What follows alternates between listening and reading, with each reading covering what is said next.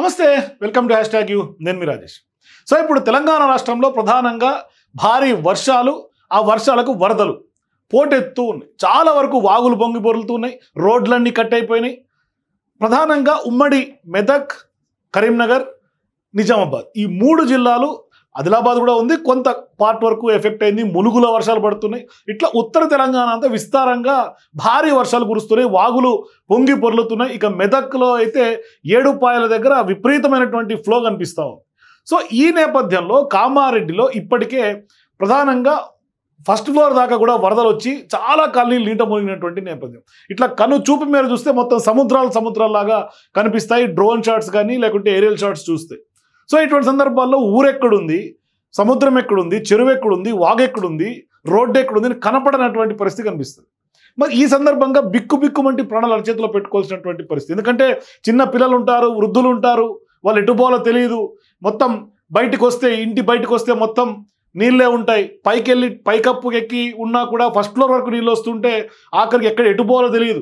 కొంతమంది లోకల్స్ అయితే చాలా వరకు వందలాది మందిని కాపాడినటువంటి పరిస్థితి. తాళ్లు పట్టుకొని మరి అడ్డం పట్టుకొని కాపాడుతున్నప్పటికీ కూడా ఇంకా కూడా బిక్కుమంటున్నటువంటి పరిస్థితి. కానీ ఇటువంటి సందర్భాల్లో సహజంగా రాజకీయ నాయకులు ఒకవైపు కాపాడుతున్నారు, కాంగ్రెస్ పార్టీ ప్రభుత్వంలో ఉన్నటువంటి మంత్రులు ప్రధానంగా అటు దిక్కు తిరిగి మరి వాళ్ళందరినీ కూడా కాపాడుతున్నారు, తలుపు తడుతున్నారు.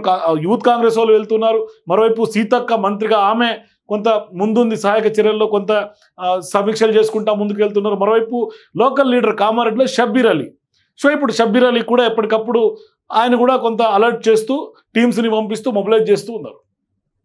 ఇటువంటి సందర్భాల్లో నిజంగా ఏ రాజకీయ నాయకుడినైనా ఏ ప్రజాప్రతినిధినైనా ఓటేసి గెలిపించారు అంటే ప్రజలందరూ కూడా మా కోసం నిలబడతారు, మా తరఫున ఉంటారు అని నమ్మకంగా భరోసాతో గెలిపించుంటారు. అంటే నిజంగా కూడా వాళ్ళు ఎంత ఒక రకంగా నిబద్ధత కలిగినటువంటి రాజకీయ నాయకుడైనా ఆపదలోనే వాళ్ళ అసలు రూపం బయటపడుతూ ఉంటుంది. సో కాటేపల్లి వెంకటరమణారెడ్డి కామారెడ్డికి ఎమ్మెల్యేగా ఉన్నారు, బీజేపీ పార్టీ నుంచి ప్రాతినిధ్యం వహిస్తూ ఉన్నారు. నిజంగా మొదటిసారి ఎమ్మెల్యే, 2 సార్లు అంటే 2 సీఎంల అభ్యర్థులను ఓడించినటువంటి ఘనత కాటేపల్లికి ఉన్నింది. చాలా హుందాగా ప్రవర్తిస్తూ ఉంటారు. మరోవైపు చాలా వరకు కూడా రాజకీయాలకు అతీతంగా ఆయన ఉంటారు అనేది మనకు కనిపిస్తూ ఉంటుంది. కానీ ఆయన సొంతంగానే తన ఇంటి గోడని కూడా రోడ్ ఎక్స్పాన్షన్లో భాగంగా ఇచ్చేశారంటే చాలా గొప్ప లీడర్ని అందరూ ఎక్స్పోజ్ చేశారు, ఎక్స్పెక్ట్ కూడా చేశారు. అరే కామారెడ్డికి చాలా నిస్వార్థంగా పనిచేసినటువంటి గొప్ప నాయకులు అనుకున్నారు. ఇవాళ వరదలు వచ్చి కామారెడ్డి అతలాకుతలమై కొట్టుకుపోతుంటే మనుషులు కొట్టుకుపోతున్నారు, గొడ్డు గోదాం కొట్టుకుపోతుంది, కార్లు కొట్టుకుపోతున్నాయి. అయినా కూడా ఆ ఎమ్మెల్యే అసలు ఎక్కడ కనిపించినటువంటి దాఖలాలు లేవు, అసలు కనిపించట్లా. ఏదో వచ్చి అరకొరగా అటు ఇటు తిరిగేసి వెళ్ళిపోతున్నారు తప్పితే సీరియస్గా గ్రౌండ్ లెవెల్లో నిలబడి కొట్లాడినటువంటి వాళ్ళు ఎంతమంది? ఒక మైనంపల్లి రోహిత్, మైనంపల్లి హనుమంతరావు, లేదంటే సిద్దిపేట చెందినటువంటి హరీష్ రావు, అట్లాగే కేటీఆర్, బండి సంజయ్, వీళ్ళు సీరియస్గా తిరుగుతూ ఉన్నారు గ్రౌండ్ లెవెల్లో. ఇంకా చాలామంది పేర్లు, తిరుగుతున్నటువంటి లీడర్స్ పేర్లు చెప్తే చాలా ఉన్నాయి. కానీ తిరగనటువంటి వాళ్ళ పరిస్థితి ఏంటి? ఎమ్మెల్యే మదన్ మోహన్ రావు, జుక్కల్ ఎమ్మెల్యే లక్ష్మీకాంతరావు, ఇట్లా చాలామంది పేర్లు ఉన్నాయి. మరి కాటేపల్లి వెంకటరమణారెడ్డి ఎటుపోయాడు? మరి ఓట్లేసి గెలిపించింది కామారెడ్డి ప్రజలు అందుకేనా? మరి పైగా మేము మా బతుకేంది, మా పరిస్థితి ఏంది అని ఆందోళన వ్యక్తం చేసేదానికి ఫోన్లు చేస్తుంటే వాళ్ళ అనుచరులు ఫోన్ చేసి ఉల్టా తిడుతున్నారు, బండబూతులు తిడుతున్నారు వాళ్ళని. ఆ ఫోన్లు రికార్డ్ చేసి ఇప్పుడు సోషల్ మీడియాలో వైరల్గా మారుతున్నాయి. అంటే వరదలు వచ్చి కనీసం మానవ దృక్పథం లేదా, మానవీయ కోణం లేదా? ఈ విధంగా తిట్టడం ఒక హాబీయా? అరే ఓట్లేసినందుకు ప్రజల్ని తిట్టించుకోవటమా జరుగుతుంది ఇక్కడ ప్రజలు? ఇదెక్కడ సంస్కృతి, ఇదెక్కడ న్యాయం? బాధితుల పక్షాలు నిలబడాల్సింది పోయి బాధితుల్ని బండబూతులు తిడుతుంటే బీజేపీ వాళ్ళ అనుచరులందరూ కూడా మనం ఎటుపోతున్నాం? అరే వాళ్ళ భార్య గర్భిణి అని కూడా చెప్తున్నప్పటికీ కూడా మా పరిస్థితి ఏంటిని ఆందోళన వ్యక్తం చేస్తుంటే ఇవాళ వాళ్ళ విపుల్ జైన్ అంటే ఆయన ఎవరో బీజేపీ నాయకులు, ఈయన క్లోజ్ అసోసియేట్, ఆయన ఫోన్ చేసి అమ్మలక్కలు తిడుతున్నారు. ఎటుపోతుంది మన సమాజం? ఓట్లేసి గెలిపించినందుకేనా? ఒకసారి చూడండి ఆ వీడియోస్. ఇప్పుడు వస్తాయిగా ఎలక్షన్లు, ఒక్కొక్క రమ్మని ఇప్పుడు మోర్లు క్లీన్ చేయమంటే క్లీన్ చేయరు. మున్సిపల్ కమిషనర్ చెప్తే ఏదో చిన్న మున్సిపల్ కమిషనర్ ఉంటాడు.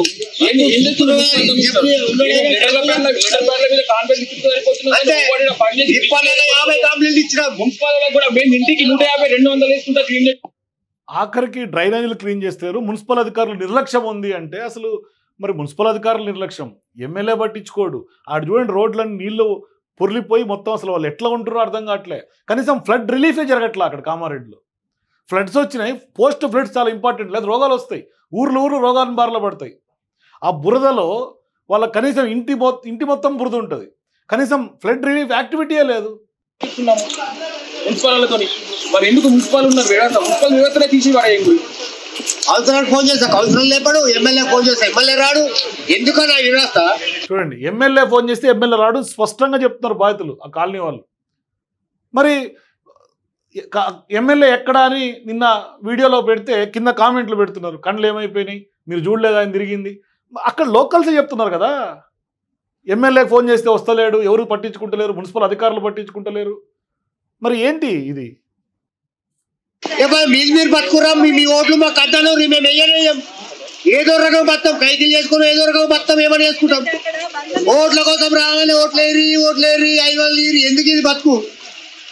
రాకూరు రాజకీయ నాయకులు అంటూ మా కాలనీకే రాకూరి. అందరం వచ్చి మాకు ఇన్ని పైసలు వేసుకో, మేమనే రోడ్లు ఏమైనా వేసుకుంటాం. ఒక్క రాజకీయ నాయకుడు మా కాలనీకి రాకూరి. మనిషికి పైసలు వేసుకుని కైకిలు చేసుకున్నా మేము రోడ్లు బాగు చేసుకుంటాం. ఓటు కోసం వస్తే మాత్రం తంటాం. ఇది పరిస్థితి. లాస్ట్ కూలి పనులు చేసుకుంటే రోడ్లు వేసుకుంటాం, మేమే చరిత్ర 100-200 వేసుకొని, కానీ రాజకీయ నాయకులు రావాల్సిన అంటే ప్రజలు ఎంత చైతన్యవంతంగా ఉన్నారు చూడండి. మీరు ఓట్ల కోసం వస్తారు, 500 ఇచ్చి ఓట్లు వేయించుకొని పోతారు, తర్వాత ఏమైపోయారు, ఎక్కడ పోయారు మీరు అడుగుతున్నారు, ప్రశ్నిస్తున్నారు. మా ఎమ్మెల్యే ఎక్కడా అని ప్రశ్నిస్తున్నారు. అయినప్పటికి కూడా ఆ ఎమ్మెల్యే ఎక్కడున్నారో అర్థం కావట్లా. ఓటు కోసం వస్తే మాత్రం తంతాం. మీరు మా కాలనీకే రాకూరు నాయకులు. సీతాకాంత అటే పోతాడు, చెబిలే సమస్య అటే పోతాడు. రమణారెడ్డి గారు అయితే పత్తల్లో లేడు. ఏంది మా ఇల్లు చూడు ఒకసారి, మా ఇల్లు చూపిస్తే పరిచయం అవుతారు. మా ఇల్లే కాదు, కాలనీళ్ళన్నీ ఒకసారి డోర్ తీసి మీరు వీడియో తీస్తే మీకు అర్థమవుతుంది మా బతుకులు. మొత్తం దీపేనాక వస్తారు అన్న. 8 ఏళ్ళకి ట్యాంక్ ఎక్కితే 12 దాకా ఏ నాయకుడు రాలేదు. ఇలా ఏం తింటారు, ఇలా భార్య ప్రెగ్నెన్సీ ఈ పెట్టుకోవాలి. పరిస్థితి ఎట్లా? నాయకులు రారే, మేము ఓ రాకురే. మీ రోడ్లు పైన మేము మనిషికి 5-10 ఏళ్ళ దాకా జమ చేసుకుని మేము చేసుకుంటాం. నాయకులు మాత్రం రాకూరు. ఇట్లా తన భార్య ప్రెగ్నెంట్ అని అడిగి ఆ వీడియో వైరల్ అయితే, ప్రెగ్నెంట్ అయినందుకు ఇప్పుడు ఆయన ఫోన్లు చేసి తిడుతున్నారు. ఒకసారి చూడండి. అన్న అది కోపం పెట్టుకొని తిట్టిండట. ఇప్పుడు రమణన్నని మేము బాధతోని రమణన్న గాడు అంటే నువ్వు నడు కన్నావు కదా, బీజేపీ సిద్ధాంతాలు కానీ మనం నేర్పిస్తుందా? చెప్పండి అన్న.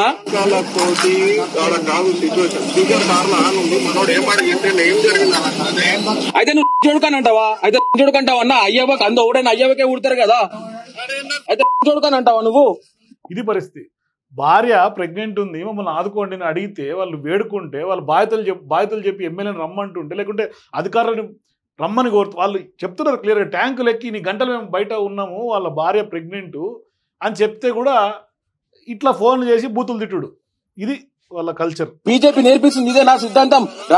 చెప్తున్నాడా మరి బీజేపీ పార్టీ మరి నువ్వు ఎట్లా అన్నావు? ఎట్లా అన్నావు? గెలిచిందే 8 మంది ఎమ్మెల్యేలు. ఆ ఎమ్మెల్యేలో ఆపదలు వచ్చింది ఇప్పుడు కామారెడ్డికి. మరి ఇప్పుడు రఘునందన్ రావు గారు ఉన్నారండి, మెదక్ ఎంపీ, ఆయన బీజేపీ నాయకులే, కానీ ఆయన ఎంత యాక్టివ్గా ఉన్నారు అక్కడ. నిన్న సీఎంకు సంబంధించినటువంటి ప్రోగ్రాంలో ఆయనే ఉన్నారు. సీఎం రివ్యూలో పార్టిసిపేట్ చేసిండు, సీఎం కానీ ఎక్స్ప్లెయిన్ చేస్తున్నాడు, మొత్తం చూపిస్తున్నాడు ఆయన ఏం జరిగిందని. మరి ఏ ఎంపీ అయినా ఎమ్మెల్యే అయినా రాజకీయాలు అవసరం లేదు ఇక్కడ. ఒక డిజాస్టర్ ఉన్నప్పుడు, నేషనల్ కెలామిటీ ఉన్నప్పుడు రాజకీయాలు పక్కన పెట్టి కొంత గ్రౌండ్లో వెళ్లాల్సినటువంటి అవసరం ఉంది. నిన్న కరీంనగర్ బండి సంజయ్ గారు కేంద్ర మంత్రి అయినప్పటికీ కూడా, బీజేపీ పార్టీ అయినా కూడా, కేటీఆర్ గారు స్వయంగా ఎదురుపడితే ఇద్దరు మాట్లాడుకొని వెళ్ళిపోయినటువంటి పరిస్థితి. ఇక కేటీఆర్ గారు కూడా చెప్తున్నారు, ఏంటి నాకేం శత్రుత్వం ఉంది అని ఆయన కూడా చెప్తున్నారు. సో ఇక్కడ కాంగ్రెస్ పార్టీ ప్రభుత్వం ఉన్న కాటేపల్లి గారు అసెంబ్లీలో మాట్లాడతారు, ఆదర్శవంతంగా ఉంటారు. అట్లాంటి ఆయన ఇవాళ ఎందుకు ఇంత విమర్శలు ఎదుర్కోవాల్సినటువంటి పరిస్థితి? మీరు కలిసి పనిచేయచ్చు కదా. గతంలో మీరు అనేక సందర్భాల్లో ఇదే కాటేపల్లి వెంకటరమణారెడ్డి, ఇదే అక్కడ కాంగ్రెస్ పార్టీ ఇన్ఛార్జ్గా ఉన్నటువంటి అడ్వైజర్గా ఉన్నటువంటి షబ్బీర్ అలీ గారికి మీరు ఫోన్ చేసి మాట్లాడిన సందర్భాలు లేవా? గతంలో ఆ వీడియోలు వైరల్ కాలేదా? మరి ఏంటి మీకు ఇప్పుడు ఎందుకు ప్రాబ్లం వస్తుంది? ఎందుకు మీరు కోఆర్డినేట్ చేసుకోలేకపోతున్నారు? ఎందుకు ఇప్పుడు మీరు ప్రజల కోసం మీరు ప్రజల మనిషిగా ఉన్నటువంటి కాటేపల్లి ఎందుకు అక్కడికి లేనటువంటి లాగా మీరు కామారెడ్డిని గాలికి వదిలేస్తున్నారు? వాళ్ళు మా గోడు పట్టించుకోండి మొర్రో అంటే కూడా మీరు పట్టించుకోవట్లేదు ఎందుకు? అసలు మీరు ఏం చేస్తున్నారు? మీరు ఎక్కడైనా కనిపిస్తున్నారా, ఎక్కడైనా వస్తున్నారా, మీరు ఏం చేస్తారు, మీ యాక్టివిటీ ఏంటి? మీరు కనీసం మీడియా ముందుకు వచ్చి మాట్లాడిరా, కామారెడ్డి పరిస్థితి అని చెప్పారా? కాలనీ వాళ్ళు గగ్గోలు పెడుతున్నారు, ఎక్కడా మీరు లేరే, ఎక్కడా మాట్లాడరే, మీరు ఏం చేస్తున్నారు? నువ్వు నాకు మేము తాగి ప్రెస్ మీట్ పెట్టామని నువ్వు ఎట్లా అన్నావు? మేమే కదా మా అందరి ఇల్లు తంకన. వాళ్ళు బాధితులు ప్రెస్ మీట్ పెట్టి మా పరిస్థితి అని మాట్లాడుతుంటే తాగి ప్రెస్ మీట్ పెట్టినంటారు. అంటే ఇల్లులు మునిగిపోతే, ఇల్లులు కొట్టుకపోతుంటే వాళ్ళ బతుకులు ఉంటాయా ఉండవు అని అనుకుంటే తాగినావు నువ్వు అని ఒక బట్ట కాల్చి మీదేసే కార్యక్రమం చేస్తారు వాళ్ళు. అది పరిస్థితి. వాళ్ళ అసలు మా జీవితాలే ఉంటాయో లేవో తెలియదు, మేము బతుకుతామో లేదో తెలియదు, తినడానికి కూటికి దిక్కు లేదు అక్కడ పరిస్థితి. ఇల్లింట నీళ్లతో నిండిపోయి ఉంటే కనీసం ఒక బ్రెడ్డో బిస్కెట్టో పాలో ఆ గర్భిణీకో పిల్లలకో ఇవ్వటం మానేసి ఆ లీడర్స్ మీరు తాగి ప్రెస్ మీట్ పెట్టారు అంటే ఇక దీనికి ఎవరైనా సమాధానం చెప్తారా? వర్షాలు వరదలు వచ్చి మునిగి కొట్టుకపోతుంటే తాగుతారు, తాగి ప్రెస్ మీట్లు పెడతారు. ఇది ఎక్కడ రాజకీయమో నాకు అర్థం కావట్లా. కదా మా అందరి ఇల్లు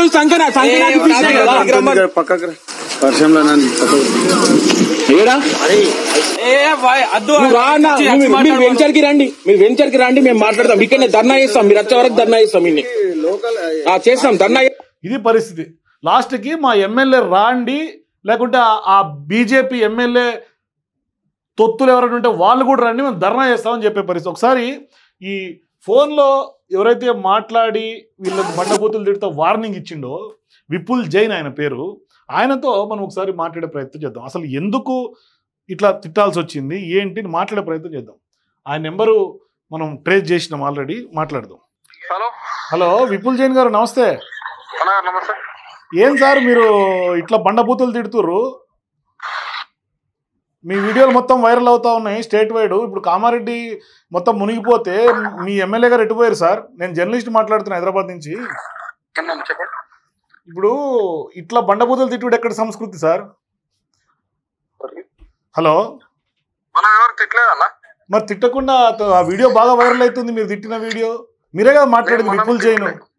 నేను విపుల్ జైన్ మాట్లాడుతున్నా, మనం ఎవరిని తిట్టలేదు. మరి ఆ వీడియో ఎక్కడదన్నా? ఇప్పుడు ఆ కుర్రాడు నా భార్య ప్రెగ్నెంట్ అంటే తాగి ప్రెస్ మీట్ పెట్టినామని మాట్లాడింది మీరే కదా?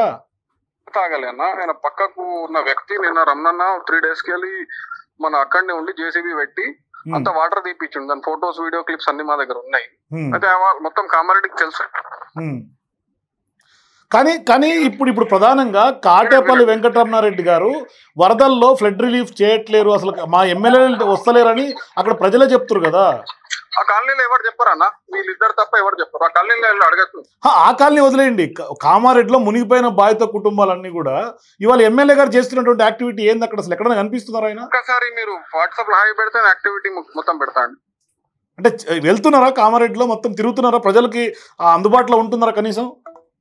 సో ఇది విపుల్ జైన్ గారు చెప్తుంది. మీరు వాట్సాప్లో హాయ్ పెడితే నేను మీకు యాక్టివిటీ పెడతా, ఆయన ఏం చేస్తున్నాడు అనేది. కాలనీలో ఇద్దరే అట. ఒకసారి మళ్ళీ కూడా ట్రై చేద్దాం, మాట్లాడే ప్రయత్నం చేద్దాం.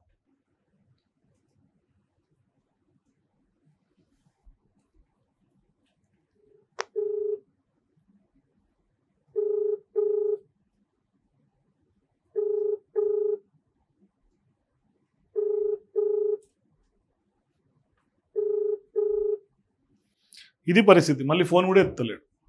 అంటే వాళ్ళకు కామారెడ్డి ప్రజల మీద ఉన్నటువంటి ప్రేమ ఏంటిది, ఓట్లేసి గెలిపించినందుకు వాళ్ళు ఇస్తున్నటువంటి బహుమానంగా కనిపిస్తుంది నాకు. మరి లేకుంటే చేసిన యాక్టివిటీ చెప్పుకోవచ్చు కదా.